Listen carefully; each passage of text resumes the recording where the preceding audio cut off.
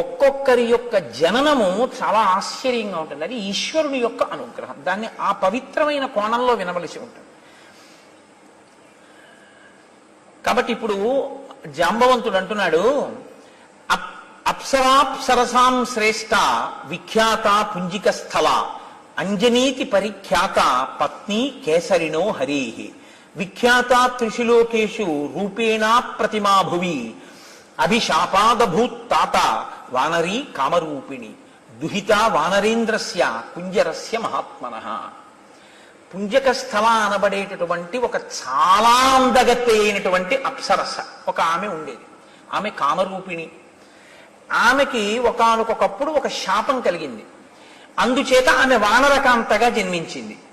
వానరకాంతగా కుంజరుడు అనబడేటటువంటి ఒక మహాయోధుడికి జన్మించింది. ఆవిడ్ని కేసరి అనబడేటటువంటి మరొక యోధుడికి ఇచ్చి వివాహం చేశారు. కోతికి కేసరి అన్న పేరు ఎలా వచ్చింది? మళ్ళీ మీరు దాన్ని జాగ్రత్తగా తెలుసుకుంటే, కేసరి అంటే సింహం.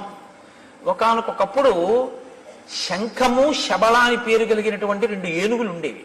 అవి భరద్వాజ మహర్షి యొక్క ఆశ్రమ ప్రాంతంలో ఋషుల్ని చాలా ఇబ్బంది పెట్టి రాత్రికి రాత్రి వచ్చి ఆశ్రమాల మీద పడి ఆశ్రమాలని ధ్వంసం చేస్తుండేవి.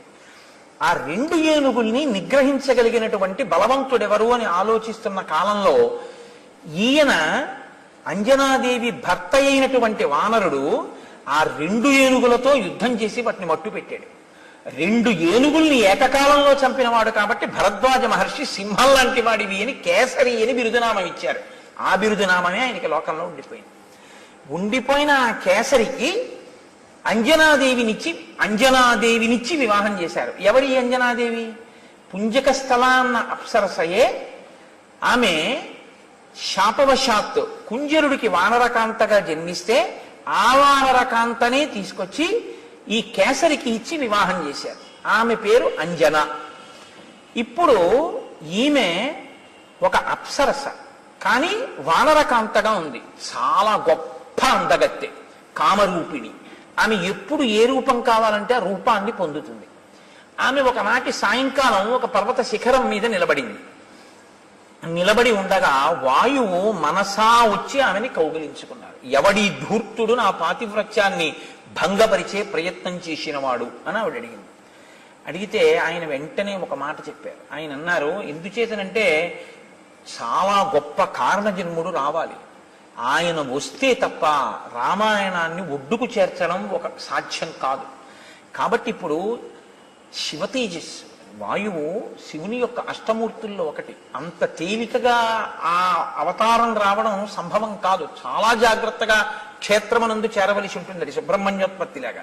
కాబట్టి వాయు అన్నారు, నత్వాం హింసామి శుశ్రోణి మా భూత్తే సుభగే భయం మనసాస్మి గతో యత్వాం పరిష్వజ్య యశస్వినీం అని పిలిచారు. యశస్వినీం, ఓ కీర్తి కలదానా, మహాపతివ్రతవు అన్న కీర్తి నీకుంది. అమ్మా, నీ కీర్తిని చెరపడానికి వచ్చిన వాణ్ణి కాదు. దేవతా కార్యము నిర్వహింపబడడానికి ఒక అత్యంత తేజోవంతుడైనటువంటి పిల్లవాడొకడు వానరుడిగా జన్మించాలి. నువ్వు వానర కాంతగా ఉన్నావు కాబట్టి నా తేజస్సుని మనసా చేరుస్తాను. అప్పుడు నువ్వు ఆ తేజస్సుని లోపల వానరంగా వృద్ధి చేసి ప్రసవించవలసి ఉంటుంది. ఆ వానర రూపంతో వచ్చినటువంటి ఆ తేజో రూపం రేపు రామకార్యానికి ఉపయోగపడుతుంది. కాదు, తదనంతరం లోకంలో రామచంద్రమూర్తిని నమ్ముకున్న ప్రతివాణ్ణి రక్షిస్తుంది. యుగాలు మారిపోయిన అంతటి మహానుభావుడు ఇప్పుడు పుట్టవలసి ఉంది. వీర్యవాన్ బుద్ధి సంపన్న తవ పుత్రో భవిష్యతి మహాసత్వో మహాతేజ మహాబల పరాక్రమ లంఘనే ప్లవనే చైవ భవిష్యతి మయా సమః. భవిష్యత్తులో నాతో సమానమైనటువంటి వేగం ఉన్నవాడు, నాతో సమానమైనటువంటి లంఘన శక్తి కలిగినవాడు, అంటే దూకగలిగినటువంటి వాడు, అంతటి బుద్ధి పరాక్రమాలు ఉన్నటువంటి వాడు ఒక మహానుభావుడు పుట్టవలసిన అవసరం ఉంది. అందుకనమ్మా నీ యందు తేజస్సుని నిక్షేపిస్తున్నాను.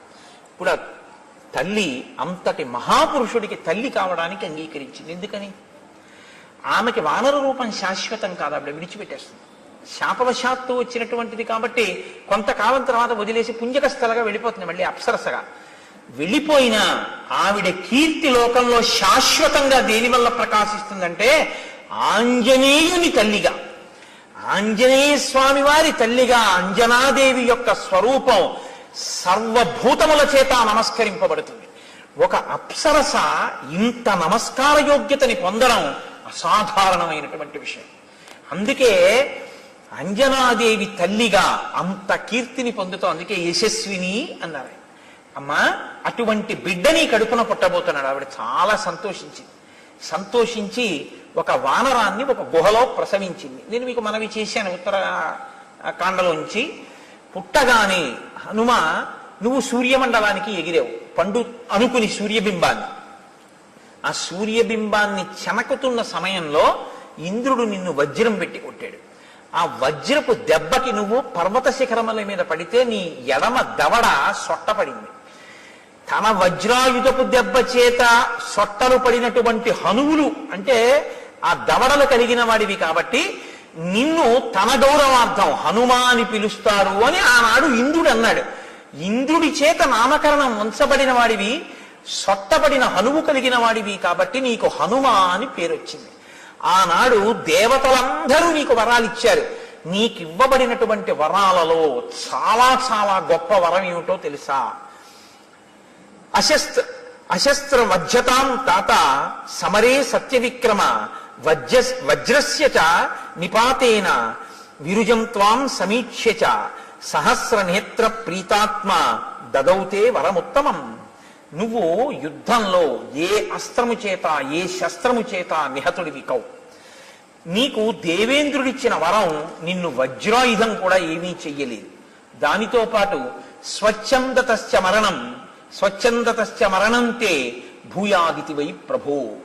నీవు కోరుకుంటే వదిలిపెడతావు తప్ప శరీరాన్ని, నువ్వు శరీరం విడిచిపెడదాము అని కోరుకోకపోతే నిన్ను పడగట్టగలిగిన వాడు సమస్త భూతములలో దేవతలలో 3 లోకములలో ఎవడు లేడు.